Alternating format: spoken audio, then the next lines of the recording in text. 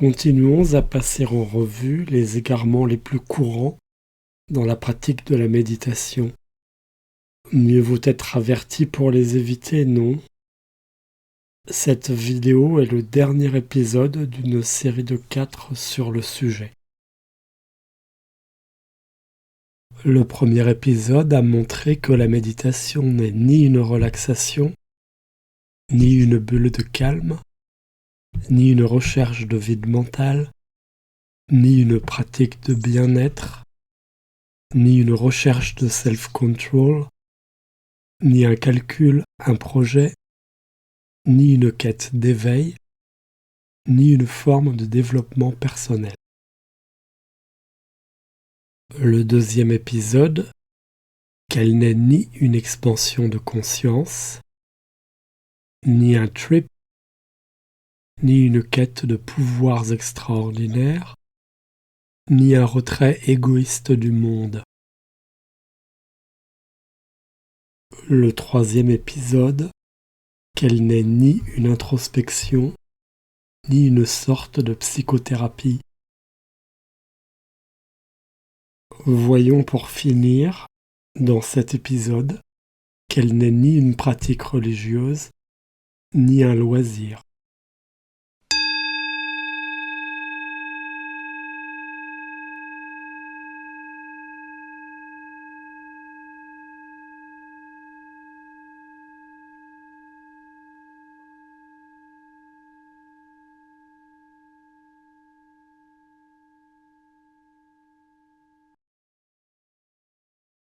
Voici un nuage de termes qui tous gravitent dans le champ sémantique du mot religion.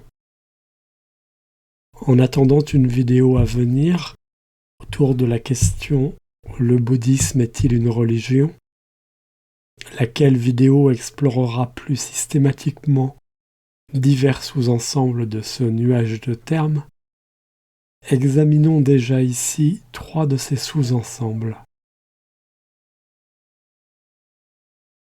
La première association d'idées qui vient quand on pense religion, c'est qu'il y a de la croyance en jeu. Croyance au sujet de l'au-delà, croyance en un Dieu. Par ailleurs, une pratique religieuse peut être spirituelle, au sens d'un engagement sur un chemin de sagesse. Mais toute pratique religieuse n'est pas nécessairement spirituelle.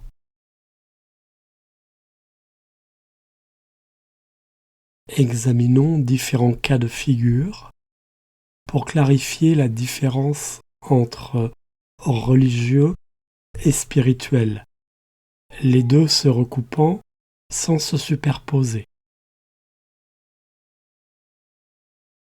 Assister au culte religieux par pur conformisme social, c'est religieux sans être spirituel. Mettre sa foi religieuse au centre de sa vie par l'engagement dans la vie monastique, c'est à la fois religieuse et spirituelle. S'engager authentiquement sur le chemin de la méditation, c'est spirituel sans être religieux. En effet, aucune croyance religieuse n'est requise pour pratiquer. Personnellement, des enseignements bouddhiques, je retiens principalement la psychologie bouddhique, qui me paraît un soutien indispensable à une juste pratique. Cette position agnostique n'empêche nullement des pratiques rituelles bouddhiques pour soutenir l'engagement sur la voie spirituelle.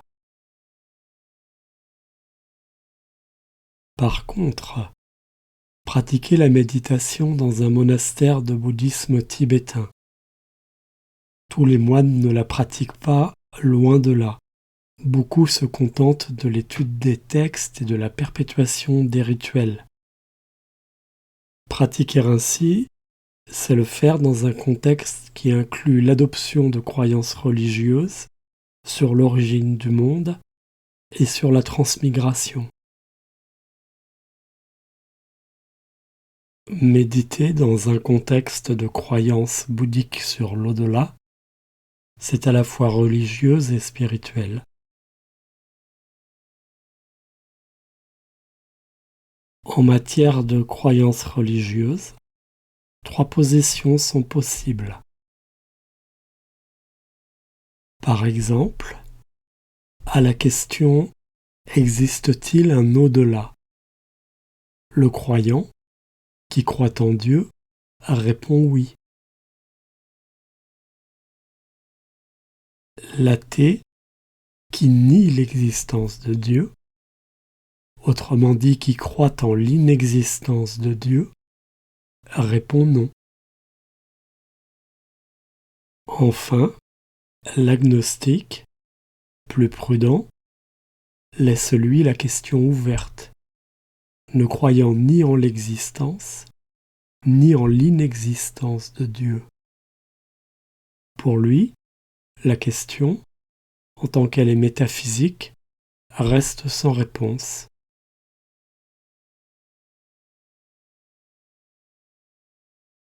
C'était d'ailleurs la position du Bouddha lui-même. Plusieurs sutras rapportent que lorsqu'on lui posait des questions métaphysiques, quelle est l'origine du monde? Est-il éternel? Le cosmos est-il fini ou infini? Qu'advient-il au-delà de la mort? Etc. Il restait silencieux et montrait son poing fermé. Recourant à la métaphore de l'impossibilité d'observer ce qui se trouve à l'intérieur du poing, pour signifier l'impossibilité de répondre aux questions métaphysiques.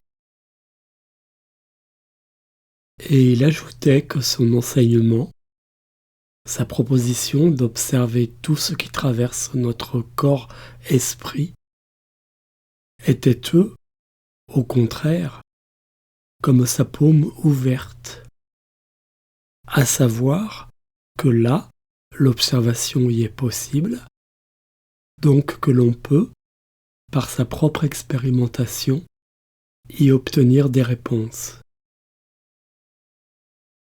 Car le Bouddha se distingue de la plupart des grands maîtres spirituels et historiques en ce qu'il demande expressément de ne pas le croire sur parole.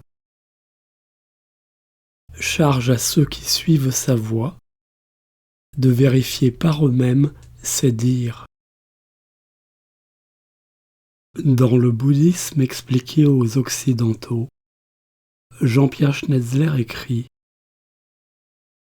le Bouddha conseille de passer du stade de l'obéissance et de la foi à celui de la connaissance expérimentale et de la sagesse appliquée, du stade religieux conformiste à celui de la réalisation spirituelle, qui seul le libère.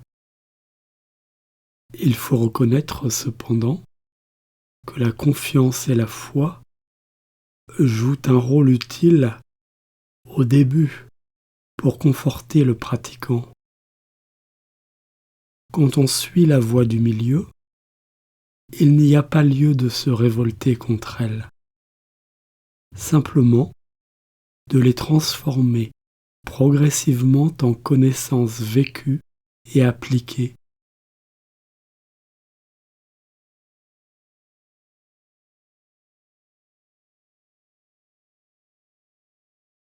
Francisco Varela écrit dans l'inscription corporelle de l'esprit: les doctrines bouddhiques affirment être simplement les observations que fait l'esprit quand il est autorisé à être naturellement observateur. En effet, toutes les assertions bouddhiques, absence de soi, avènement codépendant du vécu, etc., sont présentés par les enseignants bouddhistes comme des découvertes plutôt que comme des principes ou des doctrines. Les maîtres bouddhistes aiment à souligner que les étudiants sont toujours expressément invités à douter de ces assertions et à les mettre directement à l'épreuve dans leur propre expérience, plutôt qu'à les accepter en tant que croyances.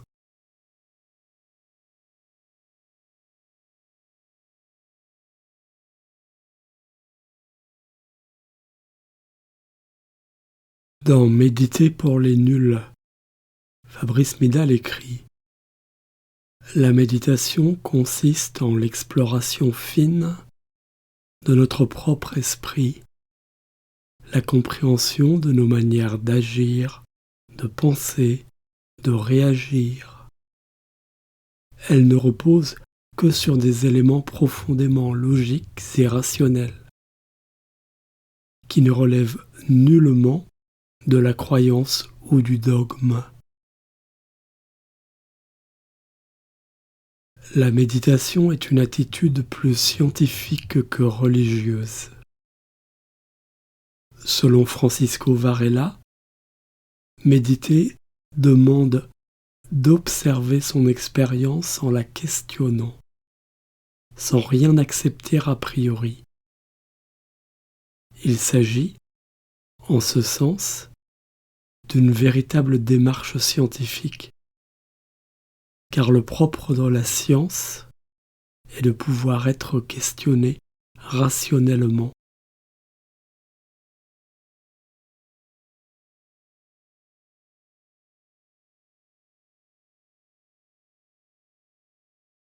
Ce qui est décisif dans la juste disposition pour méditer, c'est à rebours de toute certitude figée, cette attitude sans cesse questionnante, ouverte à l'observation et aux découvertes au fil de l'exploration.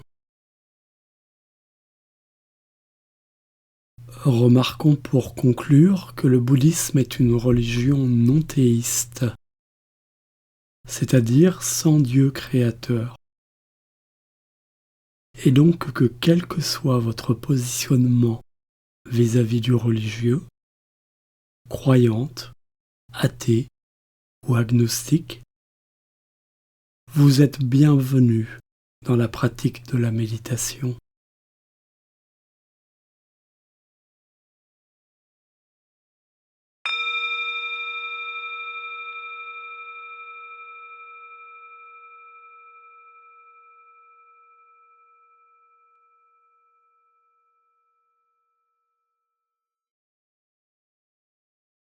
Pour certains, la méditation est juste un créneau dans leur agenda surchargé, au milieu de multiples autres activités, professionnelles la journée et de loisirs le soir et le week-end.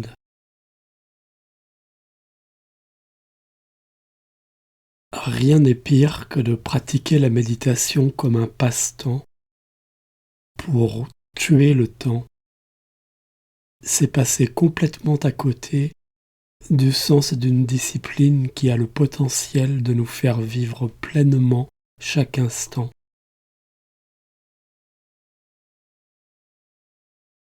Si dans l'introspection psychologique, on se coupe du monde extérieur en s'enfermant dans le cocon de moi, moi-même et encore moi, à contrario, en pratiquant la méditation comme un loisir, on en fait un divertissement qui nous coupe de tout rapport authentique à notre être.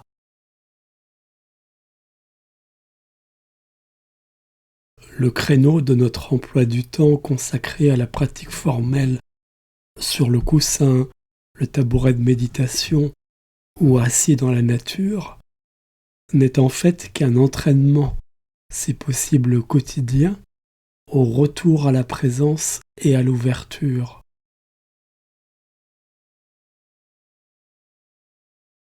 Mais cette pratique n'a de sens que si elle débouche sur une méditation en action, c'est-à-dire le fait, dans toutes les situations de la vie, du mieux que l'on peut, de revenir sans cesse à la présence et à l'ouverture, pour penser, parler et agir à partir d'elle et non plus à partir de l'émotionnalité, du mental et de l'ego. Si la méditation est la voie royale pour un cheminement spirituel vers notre être profond, elle demande par contre un engagement. Philippe Cornu écrit dans Le bouddhisme, une philosophie du bonheur. L'impératif est de ne jamais perdre de vue que la quête bouddhique est celle du sens ultime de l'existence humaine. Cette nature éveillée, insaisissable et inconditionnée qui dissipe tout mal-être et qu'elle passe par la connaissance de soi qui nous permet de contempler le monde autrement qu'à travers la fenêtre de notre esprit conditionné.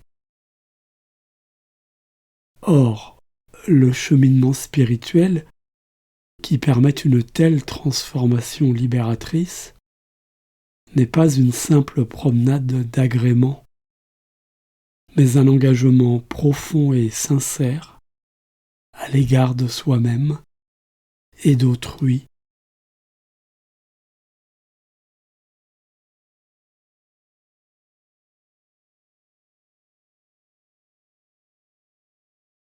Au fil donc du chemin, on découvrira que tout dans notre vie se trouve radicalement transformé par la pratique. Méditer est de fait un art de vivre.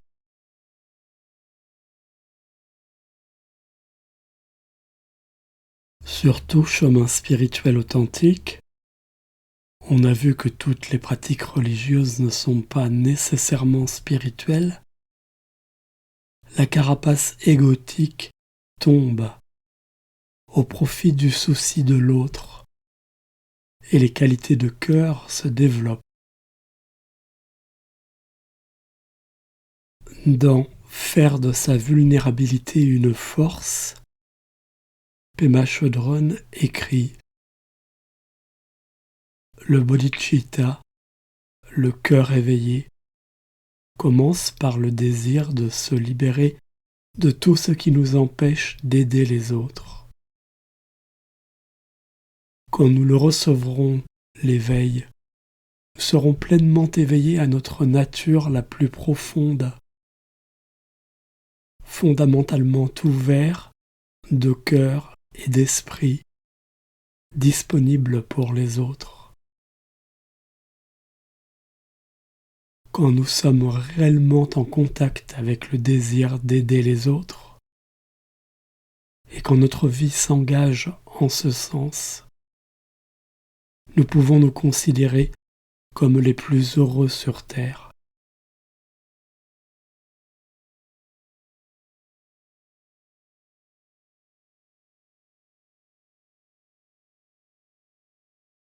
Dans cet art de vivre, où autant que possible, à chaque instant, nous prenons garde à la présence et à l'ouverture, rayonnent les 4 qualités de l'esprit que sont la quiétude, la joie, l'amour et la limpidité